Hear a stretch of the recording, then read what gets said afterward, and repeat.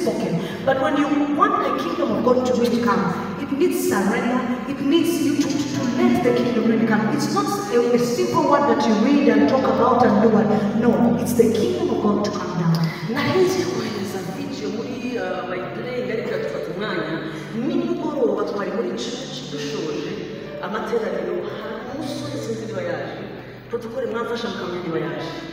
Yes.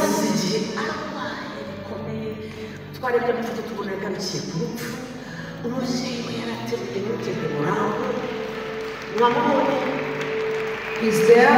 Yes.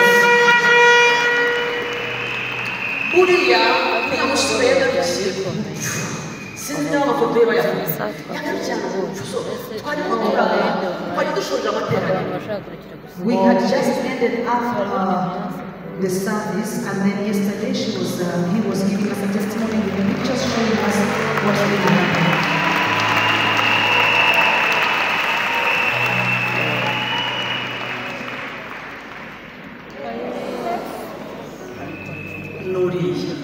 He's there.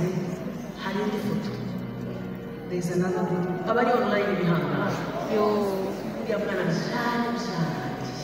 Those who are online, I think we cannot show you this. You can do for those who are in house.